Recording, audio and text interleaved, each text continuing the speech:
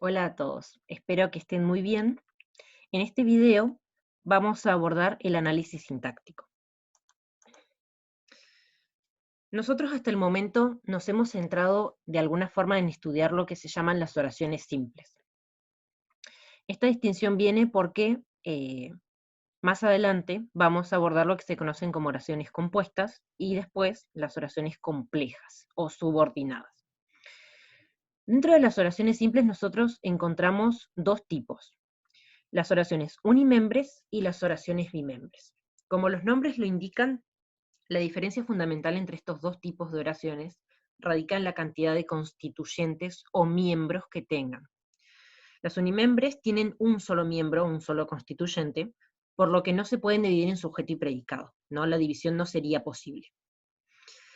Las bimembres, en cambio, tienen dos miembros o constituyentes, el sujeto y el predicado, que son independientes. Esto significa que no puede estar uno sin el otro. Es una condición necesaria para que sea bimembre que estén los dos, por más que el sujeto esté tácito. Nos centramos en el caso de las oraciones unimembres, vemos que se pueden construir de varias formas. Entre ellas, estas de acá son las tres más importantes, ¿no? O las tres más comunes. Primero, se pueden construir sin verbo. Cuando se construyen sin verbo, estamos ante construcciones sustantivas. ¿Qué quiere decir esto? Que la oración se construye a partir de las construcciones sustantivas que constan de un núcleo, que es un sustantivo, y sus modificadores. A ustedes esto les debe sonar o les debe hacer bastante ruido y lo asociarán con lo que es el sujeto. Sí y no. ¿Por qué? Porque en este caso, como no tiene un predicado que lo esté acompañando, no tenemos una oración bimembre. Entonces, tenemos la construcción sustantiva sola, que uno tranquilamente podría encontrar en el sujeto, pero es solo eso, es una construcción sustantiva. Un núcleo sustantivo, juegos y sus modificadores. Como no hay predicado, no tenemos una oración bimembre. Esta es una de las tantas formas entonces de construir las oraciones unimembres, sin verbo.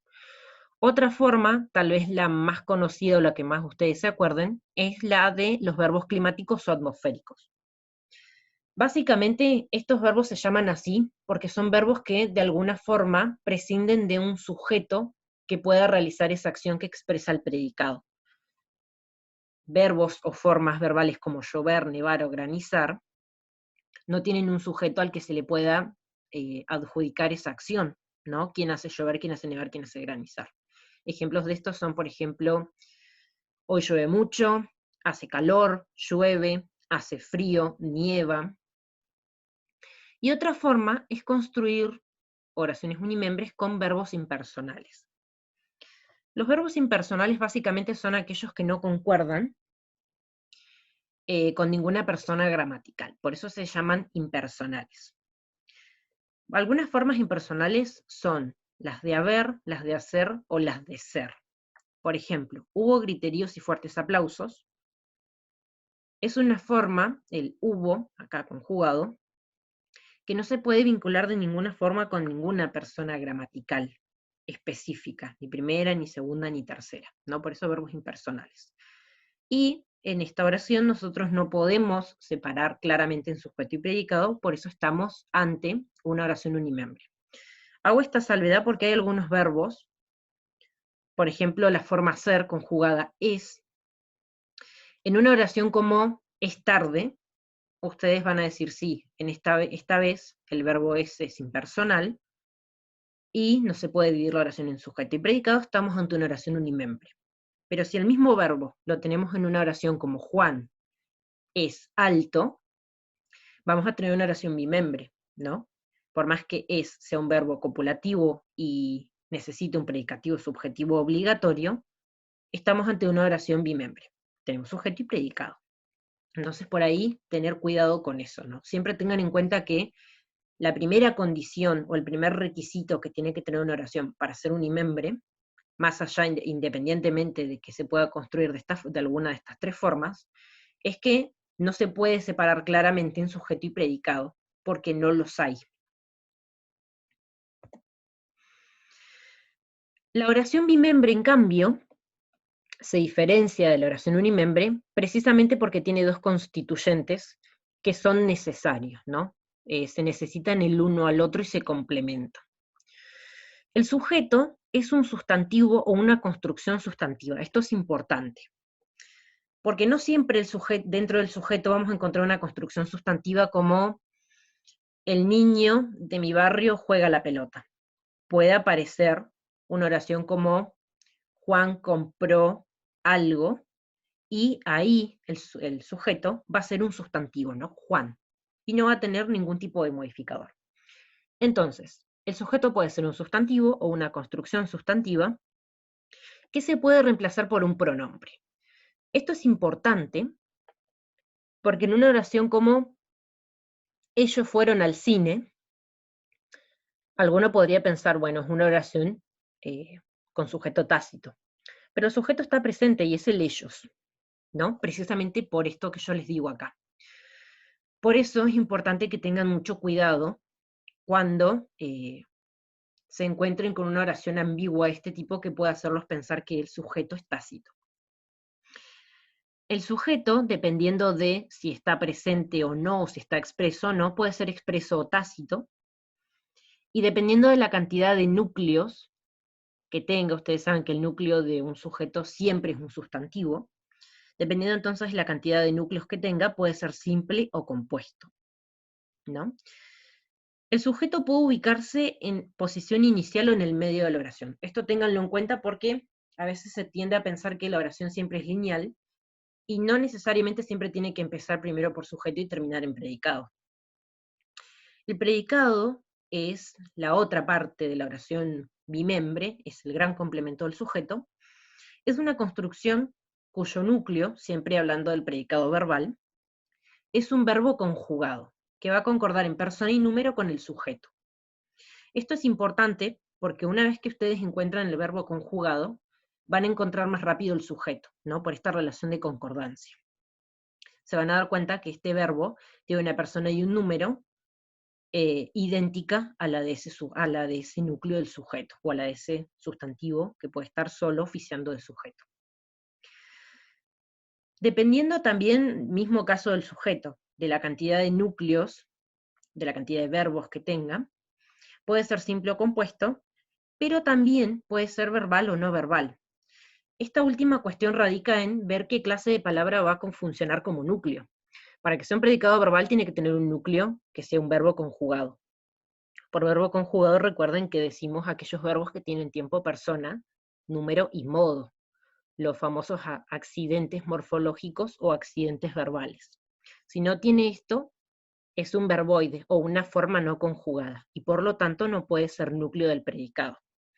Una forma como cantar no tiene ninguno de esos accidentes verbales o morfológicos, y por lo tanto no puede ser núcleo de un predicado. Por eso esto también ténganlo en cuenta. Tengan cuidado a la hora de que puedan aparecer las famosas perífrasis verbales o frases verbales, ¿no? La forma conjugada junto a la no conjugada, y ver cuál marcan como núcleo, ¿no? Por ejemplo, iban jugando. Ustedes tienen el iban, que es un verbo que está conjugado, y el jugando, que es un gerundio. Entonces ahí tienen que tener cuidado cuál de los dos van a marcar como núcleo, ¿no? Siempre tienen que buscar la forma conjugada. Entonces, el predicado verbal siempre va a tener un núcleo que va a ser un verbo. El no verbal, en cambio, va a tener como núcleo otra clase de palabra que no es un verbo. Puede ser un sustantivo o un adjetivo. Entonces, en este caso hablamos de predicados no verbales. Recuerden que la pauta también que de alguna forma nos permite reconocer estos predicados es la coma, que nos indica la omisión de un verbo ausente, ¿no? Por ejemplo, las funciones del cine, coma, aplaudidas. Esa coma nos va a estar indicando que falta el verbo fueron aplaudidas, entonces nosotros ahí nos damos cuenta que hay un verbo ausente y por lo tanto tenemos un predicado no verbal. ¿Cómo analizar oraciones? La idea ahora es ver paso por paso, o cuáles serían los pasos fundamentales para lograr analizar una oración. El paso número 1, como yo ya les adelanté de alguna forma hace algunos momentos, es identificar el o los verbos. ¿Por qué es tan importante esto? Primero porque nos va a permitir ir pensando ya en la delimitación de sujeto y predicado, ¿no? Y nos va a ir permitiendo pensar en esta división. Y segundo, porque una vez que nosotros encontremos el verbo, como el verbo, ¿no?, concuerda con el sustantivo que funciona como núcleo en el sujeto, nosotros automáticamente ya podemos, identificando el verbo, sacar el sujeto, ¿no? Entonces, fíjense, el verbo conjugado acá va a ser compró, ¿no? En la oración Juan compró ayer una rosa para María, el verbo es compró, ¿no? Por todo lo que les dije recién. Está conjugado en tiempo, modo, persona y número. Ahora, si ya tenemos el verbo, podemos buscar e identificar el sujeto y se lo llegara a ver el o los núcleos, porque pueden tener varios núcleos. Entonces, como teníamos el verbo compró, podemos sacar por esto que yo les decía de la concordancia, que el sujeto va a ser Juan. En este caso, el sujeto va a ser únicamente un sustantivo. No vamos a tener una construcción sustantiva, y por lo tanto no nos vamos a encontrar con ningún modificador del núcleo del sujeto, ¿no? El modificador directo, el indirecto y la posición. Entonces, en este caso, Juan es un sujeto simple porque es un solo núcleo. Si hubiera sido Juan y Pedro, hubiéramos tenido un sujeto compuesto, y está expreso, no está tácito, está explícito en la oración. Entonces, sacamos verbo, automáticamente sacamos sujeto. En otros casos, yo acá les pongo otros ejemplos para que ustedes vean cómo hubiera sido si hubieran aparecido otros modificadores, ¿no? Si no hubiera estado solamente un sujeto como un sujeto sustantivo solo, ¿no? Un sustantivo ahí oficiando solito de sujeto. Ustedes saben que otros de los modificadores, mejor dicho, del núcleo de sujeto son estos tres. Primero está el modificador directo. El modificador directo ya desde el nombre nos va a anticipar algo importante. Este tipo de modificadores tienen una cantidad de clases de palabras limitadas que pueden desempeñar esta función. ¿Qué significa esto? Que de modificadores directos solo van a poder oficiar los adjetivos, los artículos y los determinantes, ninguna otra clase de palabra más. Las más comunes tal vez son los adjetivos y los determinantes, ¿no? Como él, mi, tú, él, mi, una. Fíjense en este caso, este es otro ejemplo distinto al que nosotros estamos analizando. El chico de mi cuadra compró una rosa para María. Él, en este caso, como es un artículo, va a desempeñar la función de modificador directo. Y de mi cuadra va a ser un modificador indirecto. Modificador indirecto por todo lo contrario al directo. Este tipo de modificador va a necesitar de intervención de otra clase de palabra, en este caso las preposiciones, para unirse al núcleo, ¿no? Las preposiciones van a funcionar como nexo para unir este tipo de modificador al núcleo. El modificador indirecto puede ser un sustantivo o una construcción sustantiva también, como en este caso. Fíjense que ustedes acá tienen la preposición que une toda esta construcción sustantiva al núcleo que es chico. ¿Por qué en construcción sustantiva? Porque ustedes acá tienen otro sustantivo y su modificador adentro de esta construcción. Entonces, esta construcción sustantiva, que es el modificador indirecto, se une al núcleo a partir de una preposición, que va a funcionar como nexo. En cambio, esta clase de palabras, que son los modificadores directos, ¿no?, que funcionan como modificadores directos, no necesitan de la intervención de ninguna palabra ahí funcionando de intermedio para unirse al núcleo. Lo hacen directamente. Porque justamente esta clase de palabras, por su contenido morfológico, se relacionan directamente con los sustantivos. Ustedes eso lo saben, ¿no? Lo que son los artículos y los adjetivos tienen una relación bastante estrecha y directa con los sustantivos, ¿no? Siempre los están modificando directamente. En otro ejemplo, ya en el caso de la posición, y de alguna forma también modificando esta oración, Juan, el chico de mi cuadra, compró una rosa para María. En este caso tenemos una aposición. ¿Por qué? Porque las aposiciones son aquellos modificadores que especifican al núcleo.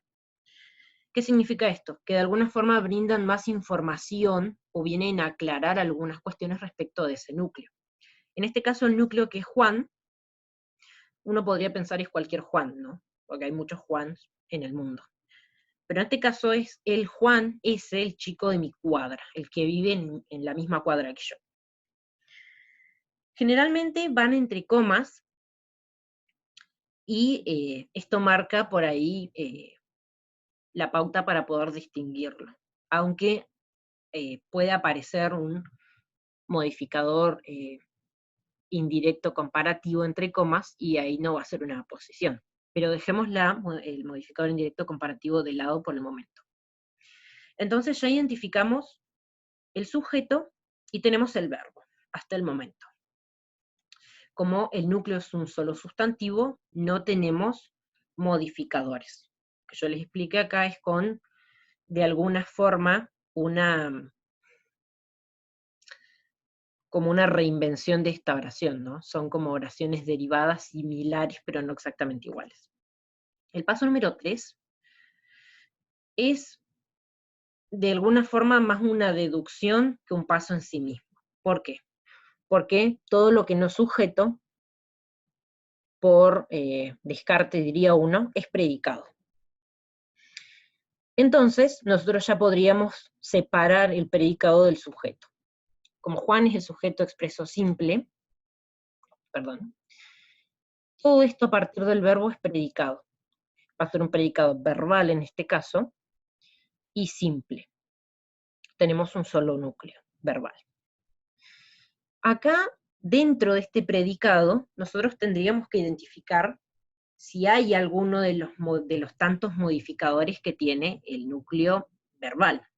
Ustedes saben que los modificadores del predicado, del núcleo del predicado, son el objeto directo, el objeto indirecto, los circunstanciales, el complemento agente y el PSO. Estos dos últimos se dan en situaciones o bajo condiciones bastante diferentes, por eso los vamos a ver después. Pero justamente en esta oración aparecen estos tres. Ayer va a ser un circunstancial de tiempo. Como ustedes recordarán, y esto también está bueno que lo tengan en cuenta, estos, el circunstancial, el objeto directo, el indirecto, el complemento agente del PSO, solo van a aparecer dentro del predicado, así como estos solo van a aparecer en el sujeto. Eso lo tienen que tener claro para no confundirse. Una vez que ustedes tienen claro esto, ya saben de alguna forma qué se pueden llegar a encontrar dentro de cada una de las estructuras, tanto del sujeto como del predicado. Entonces, en este caso, ayer va a ser un circunstancial de tiempo.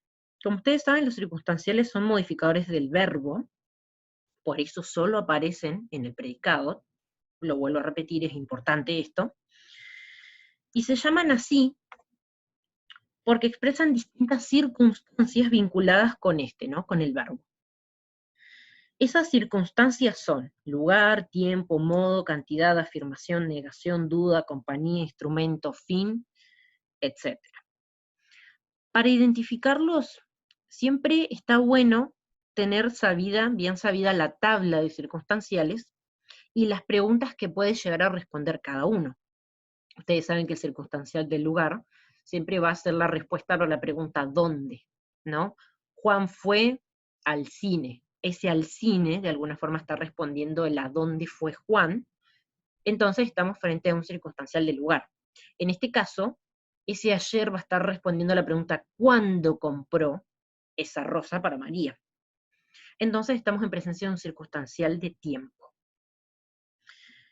Después tenemos un objeto directo. Ustedes saben que los objetos directos también son modificadores del núcleo verbal del predicado. Los objetos directos, de una forma similar al modificador indirecto, pueden ser un sustantivo o una construcción sustantiva. Por esto no quiero decir que uno va a encontrar un sujeto dentro de un predicado. Estamos hablando de construcción sustantiva, ¿no? Dependiendo de dónde aparezca la oración puede tener funciones distintas. Puede ser entonces un sustantivo, una construcción sustantiva, que va a modificar a este núcleo verbal. En este caso, lo que va a hacer, como decimos siempre, es va a recibir de alguna forma la influencia directa de ese verbo, ¿no? Generalmente responden a la pregunta ¿qué? Y uno puede comprobar efectivamente que se trata de un objeto directo porque podemos reemplazarlos por los pronombres lo, los, la, las. En este caso, uno haría la comprobación incluyendo alguno de estos pronombres delante del verbo. Si uno tuviera que hacer la prueba en este caso, se puede decir Juan la compró ayer, ¿no? En referencia a la rosa. Y después está el objeto indirecto. En este caso tenemos un objeto indirecto. El objeto indirecto es otro modificador del verbo que indica quién se va a beneficiar o perjudicar por la acción de ese verbo. Generalmente van encabezadas por la preposición a o para, pero con esto hay que tener bastante cuidado. ¿Por qué?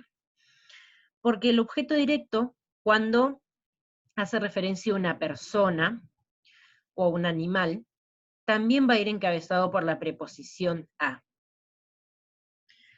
Juan bañó a su perro, ese a su perro no es un objeto indirecto, es un objeto directo.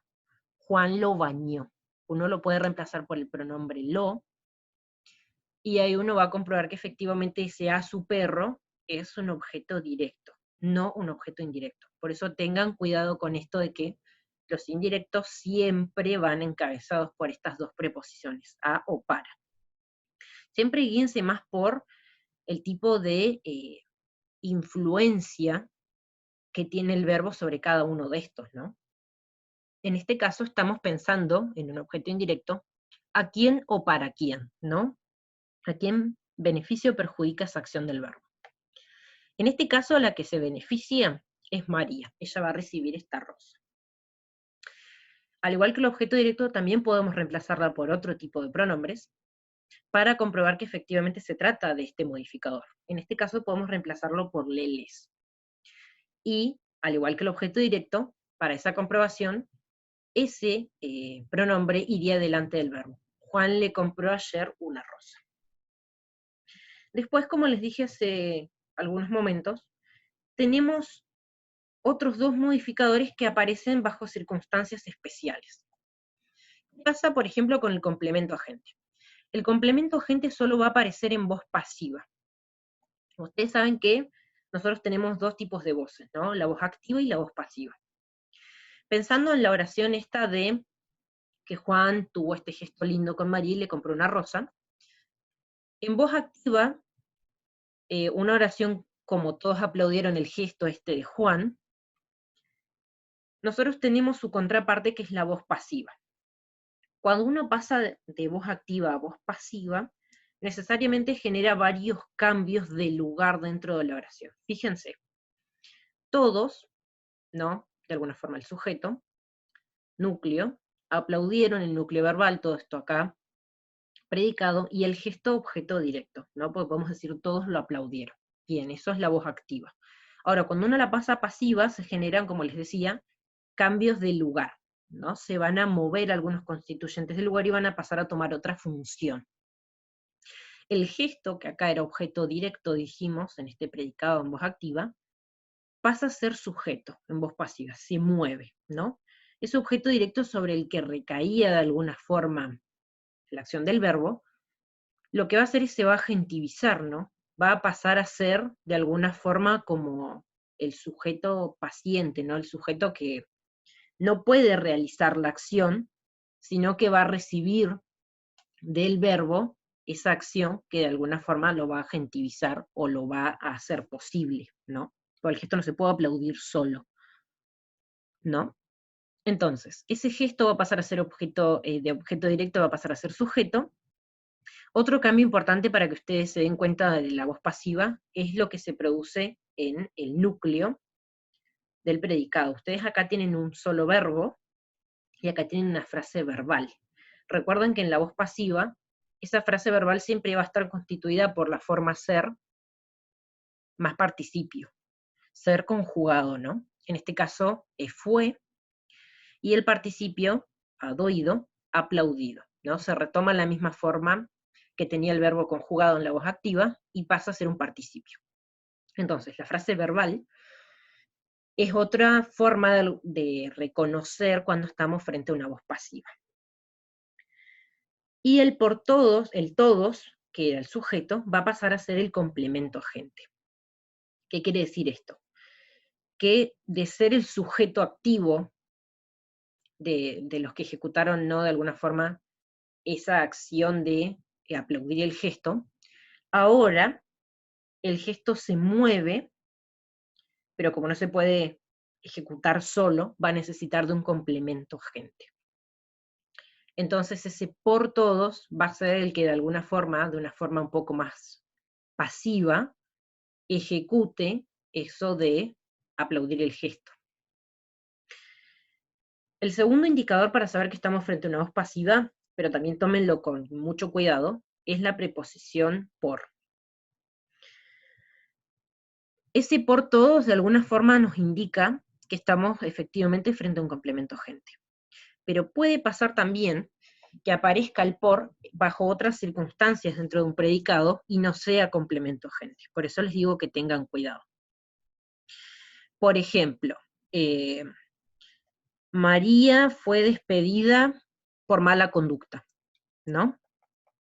En esta oración, María fue despedida por mala conducta. Ustedes tienen en ese por mala conducta un circunstancial, ¿no? Un circunstancial de causa. Es la causa por la que María fue despedida. Uno puede pensar, bueno, sí, tenemos la forma ser conjugada más el participio ida, pero acá, de alguna forma, ese por mala conducta va a ser un circunstancial de causa, no va a ser un complemento agente. Por eso siempre tengan cuidado, piensen bien y no se dejen llevar siempre por estos requisitos entre comillas, porque dependiendo del caso puede pasar que esté cumpliendo otra función, ¿no? Que esa preposición esté introduciendo diferentes componentes. Y antes de terminar, algo importante con el predicativo subjetivo obligatorio. Así como el complemento agente aparece solamente en la voz pasiva, el PSO, predicativo subjetivo obligatorio, va a aparecer únicamente con verbos copulativos. Si ustedes recuerdan, hay algunos verbos como, por ejemplo, ser, estar, parecer, quedar, yacer, resultar, que son verbos que de alguna forma necesitan un complemento para completar el significado. Por ejemplo, Juan es. Una oración no puede quedar así. No podemos prescindir y dejarla ahí, porque falta el que es Juan. Entonces Juan es alto. En este caso ese adjetivo va a estar cumpliendo función de predicativo subjetivo obligatorio. El predicativo subjetivo obligatorio, aparte de aparecer únicamente acompañando este tipo de verbos, los copulativos, puede ser un sustantivo, un adjetivo o una construcción sustantiva. Juan resultó un genio, ¿no? Juan resultó, un genio es una construcción sustantiva, ¿no? Entonces, quédense con esta idea.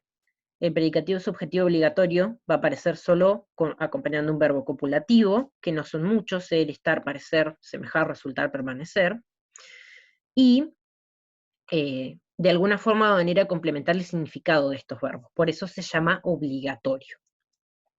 Bien, eso sería todo por el momento. Cualquier duda o pregunta que tengan, no duden en escribirme o en volver a preguntar, y entre todos podemos revisar esas dudas para seguir avanzando con este tema.